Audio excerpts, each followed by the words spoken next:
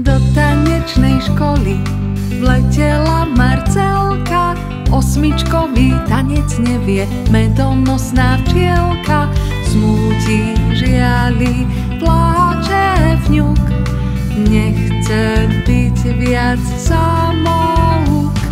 Robotnice, staršie včielky tancovali bez Marcelky a tak nevie, kde je peľ pre zber určiť správny smer. Smúti, žiali, pláče vňuk, nechce byť viac samouk. Tancuj, tancuj, tancujme, bokmi riadne vrtíme, kroky kreslia tvar osmičky, popri tom aj vzučíme. Tancuj, tancuj, tancujme, bokmi riadne vrtíme, kroky kreslia tvar osmičky, popri tom aj vzučíme. Talentov má iných veľa, čistí, stráži, stavia úle, podne v noci nikdy nespí, občas trochu oddychuje. Kto by si to pomyslel, usilovne hľadá peľ.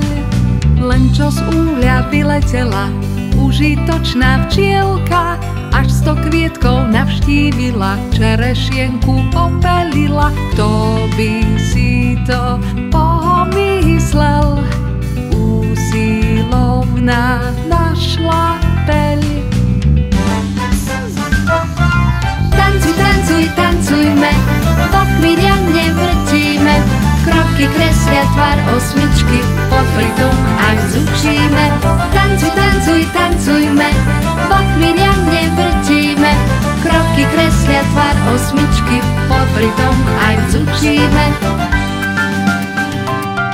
Pre planétu dôležitá, chutí od ní sladký med, v kozmetike, farmácii zužitkujú včelí jed. Kto by si to pomyslel, včielky dajú životu zmysel. Robotnica pruhovaná, žihadielko v koži je, aj keď kroky občas pletie, predsa rada tancuje. Kto by si to pomyslel, včielky dajú životu zmysel. Tancuj, tancuj, tancujme, bokmi riadne vrtíme, kroky kreslia tvar osmičky, popri tom aj vzučíme.